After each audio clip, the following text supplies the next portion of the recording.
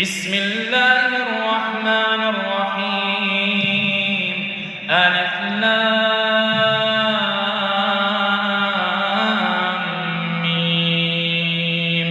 ذلك الكتاب لا ريب فيه هدى للمتقين الذين يؤمنون بالغيب ويقيمون الصلاة ومما رزقناهم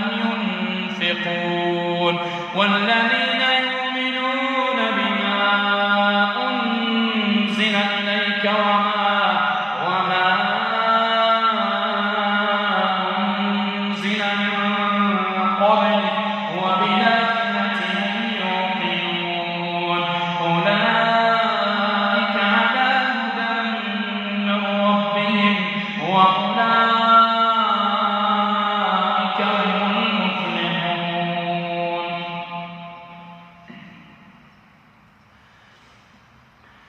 يوم تبدل الأرض غير الأرض والسماوات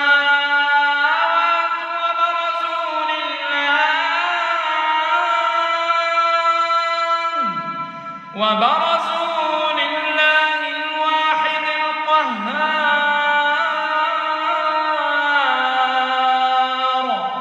وترى المجرمين يومئذ مقرنين في الأصفاد سرابيلهم من قطران وتغشى وجوههم النار ليجزي الله كل نفس ما كسبت إن الله سريع الحساب.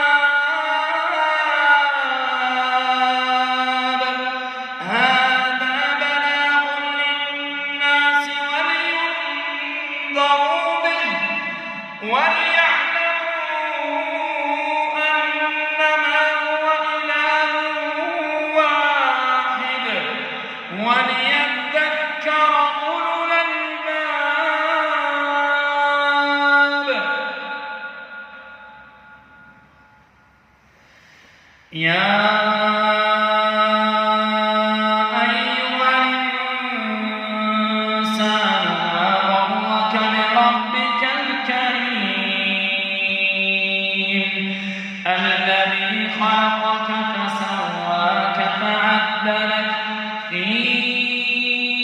أي صورة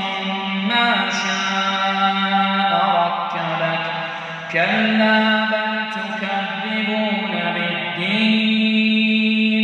وإن عليكم لحافظين كراما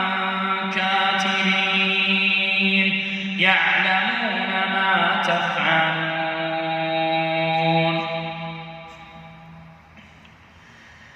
لقد كان في يوسف وإخوته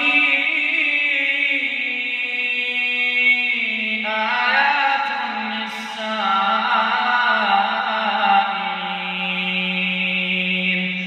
إذ قالوا ليوسف وأخوه أحب إلى أبينا منا ونحن عصبة إن أبانا لفي ضلال مبين اقتلوا يوسف أو اطرحوه أرضا يخل لكم وجه أبيكم وتكونوا من بعده قوما صالحين قال قائل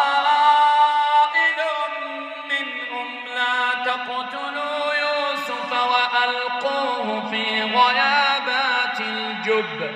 يلتقطه بعض السيارة إن كنتم فاعلين قالوا يا أبانا ما لك لا تامنا على يوسف وإنا له لناصحون أرسله معنا غدا يرتع ويلعب وإنا له لحافظون قال إني ليحزنني أن تذهبوا به وأخاف أن يأكله الذئب وأنتم عنه غافلون قالوا لئن أكله الذئب ونحن عصبة إنا إذا لخاسرون فلما ذهبوا به وأجمعوا أن يجعلوه في غيابات الجب وأوحينا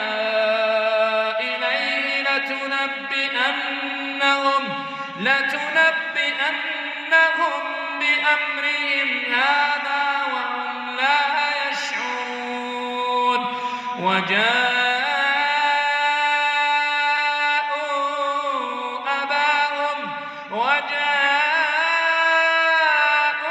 وجاءوا أباهم عشاء يبكون قالوا يا أبانا إنا ذهبنا نستبق وتركنا يوسف عند متاعنا فأكله الذئب وما أنت بمؤمن لنا ولو كنا صادقين وجاءوا على قميصه بدم كذب قال بل سولت لكم أنفسكم أمرا فصبر جميل والله